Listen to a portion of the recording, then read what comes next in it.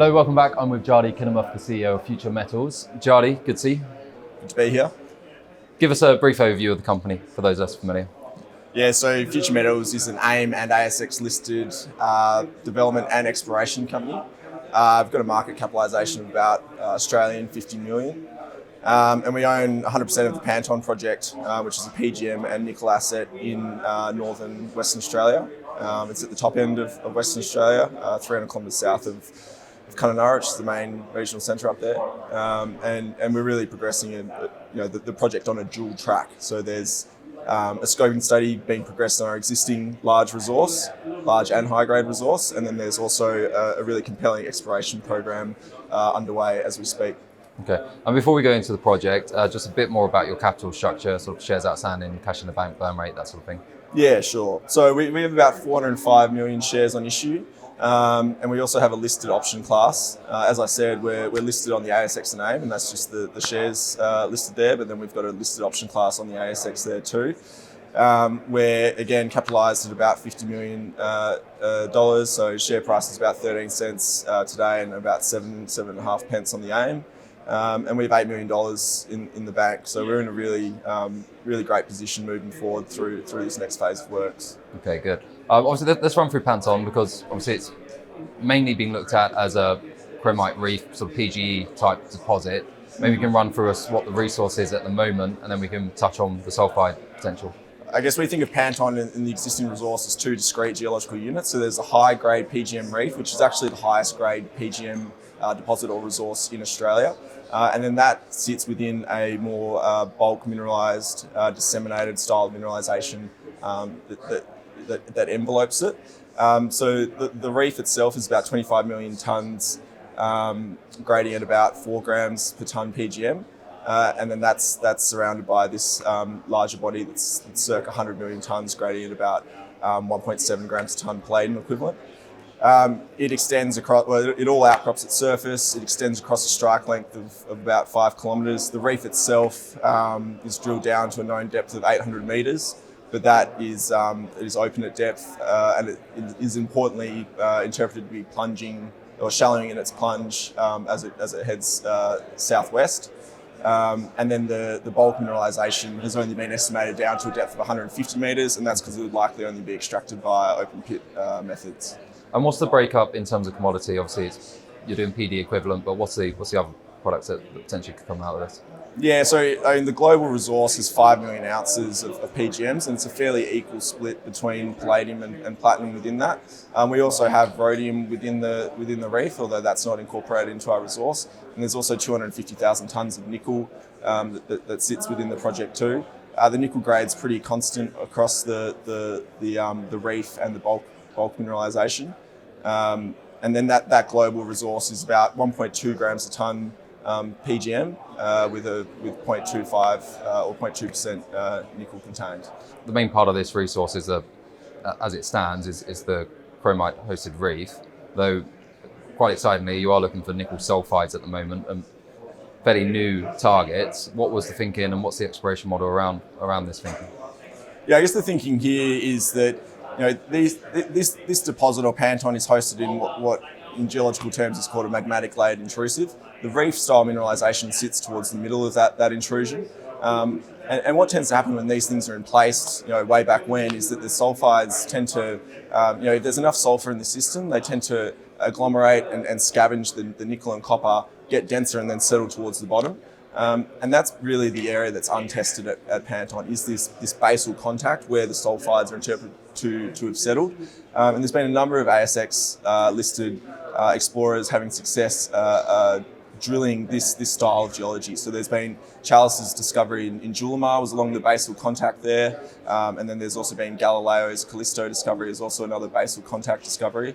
So that's what makes us really excited about this exploration program that's underway, is that there's this completely untested potential. We've recently had the geophysics come back that supported that there is this optimal keel structure that is formed to host a sulphide accumulation, and our initial drill holes have confirmed that there has been magmatic style sulphides in place into the system, which is a very important technical milestone for us as well. Let's touch on that, because you're doing drilling at the moment, and like you said, you're Was that through XRF that you found the sulphide material so far that are now being sent to the assays? That's right. So we've not had any assays come back yet, but it's based on visual logging and having the PXRF gone out there as well. Brilliant. Okay. And when are we expecting assays to come back and how long is this initial drill campaign going to last going forward? So we've completed about half of a planned 3,000 metre program. We're going to have assays progressively come back from mid-December through till about February, because we've still got about 1,500 metres to go. Importantly, these next holes are going to be the big ones for us, because they're going to be the deep ones testing that keel position that is most prospective for a large economic accumulation of sulphides. And so those assay results won't come back until, say, February, but we, given that we are drilling for sulphides, we do get that visual indication, and we do have the PXRF out there to help with that reporting progressively as it comes out of the ground. Those deeper holes as well, that's actually the money that's behind that is actually being government funded, is that right? Yeah, that's right. We're really fortunate in that the government's gotten behind our exploration program and are co-funding that deep hole. So they're providing $220,000 for both mobilisation and demobilisation of the rig, and also half the drilling cost there too. How's things progressing with the scoping study? I think guidance before was around the end of this year, around December time. Is that still on track? Yeah, so the scoping study is progressing really, really well, and that's really in conjunction with some really strong metallurgical progress that we're making, particularly in ore sorting, but also on the flotation front. So we're having a lot of preliminary success on the ore sorting front, which is really looking at X-ray transmission technology for sorting the ore coming through by density. It's also looking at 3D laser, which sorts on colour. But we're also looking at XRF technology, which can sort ore by chrome content, which is heavily correlated with PGMs. And so there's a lot of South African projects that use this for their chromite-hosted reefs as well.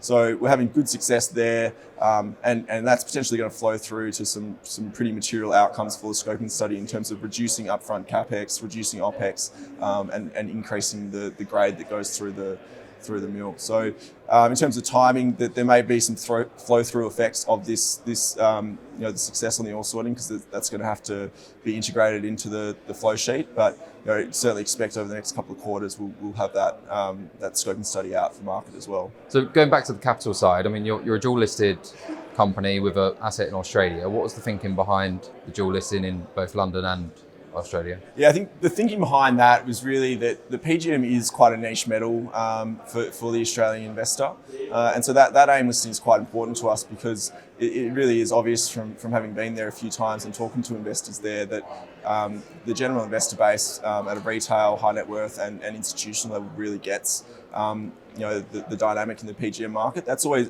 London's always been the source of capital flows in the mining space for Russia and South Africa, which are the two main supply hubs for PGM. So that AIM listing is a core component of the company's capital structure moving forward, and I think we're getting a bit of recognition kind of petering through now and starting to get on the radar of investors in that market, in conjunction with our obviously solid supporter base on the ASX. Well, it's a good point, because obviously with the macro environment with Russia and South Africa as it currently stands, there probably will be a need for new PGM deposits, and Australia being an extremely safe jurisdiction. I mean, perhaps even if we take a step back, what's your view and what are you hearing from investors in terms of their macro outlook on the space? Yeah, I think the supply side's a really easy one to wrap your head around in terms of it being a tailwind for being an investor in future metals. I mean, it's an extremely strategic deposit moving forward. Given the supply dynamic there with Russia, really Russian suppliers getting disintegrated from Western consumer supply chains. And then that leaves South Africa holding the mantle for the world's future supply. And they're having perennial labour relations issues, power availability issues. Those mines are getting much, much deeper. The infrastructure's ageing. I think you're seeing all of the major PGM producers that really built their businesses out of South Africa allocating capital elsewhere, given that it really isn't a desirable jurisdiction anymore, and it's only really getting worse. So I think that they're massive leading indicators for the fact that there needs to be a new supply hub open up for PGMs, and that's going to be price led, I think. So and Australia is primed to do it. We're making, obviously this the Future Metals Panton asset, which is very, very progressed, and we're looking to feed into that. But there's been a number of other material discoveries, obviously Challis's Julimar and Galileo, and the work that Caspian are doing as well, which are really going to combine to allow Australia to be that next supply hub, I'd say. Yeah, I think what's interesting as well with Future Metals, obviously market cap at the moment around 50 million. But you look at others in the region in the PGM space, Galileo and even Challis, which is around 1.5 billion. Why is there such a disparity between market capitalizations of say, Future Metals and say Challis, for example, which are in a similar space? What do you think the rationale behind that might be? Yeah, I think it's the kind of classic discovery economics. Potentially, given that they're earlier stage discoveries, the general investors' imagination can run a bit wilder. But what I will say is that I think given that Panton has been around for a while, it's seen as a somewhat dated asset, particularly as it relates to the PGM reef. But that's really unfounded. No one's had a proper go at progressing Panton since the early 2000s when Platinum Australia kind of moved away from it. So we've got all the benefit of that work behind us. Fortunately, Panoramic, who were holding the asset immediately prior to us, kind of cracked the code on the metallurgy, but because it was a non-core asset, it wasn't trumpeted up and put in lights like it should have been. If it was in a single asset company like it is now, we're rock solid on being able to progress that reef-hosted mineralisation. And then we're obviously not getting any value ascribed for our exploration model currently, but I think the results will do the talking there in the near term with those deeper holes that we're drilling. Oh, perfect. And just for those looking at the company and really taking a longer term view, what can we expect, say, over the next 12, 24 months, material catalysts that could change this company? Well, I think, even in the next 6 to 8 weeks, material catalyst is going to be, drilling those deeper holes into what I hope is Aladdin's cave of sulphide mineralisation. But stepping that out a bit more, I think we'll circle back after we've done this kind of scout program. We'll incorporate that into the exploration model. It'll be a lot more cohesive when we go back into the next field season for 2023. On the study front, it'll be delivering that scoping study and then really transitioning into a pre-feasibility study. So that'll be supported by bulk met testing, a full geometallurgical model being created. We'll be running hydrometallurgical test work programs in parallel to that as well.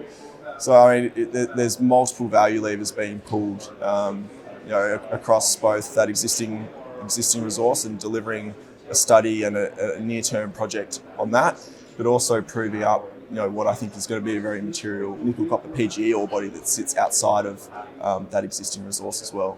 Brilliant. Juddy, thank you for your time. Thank you.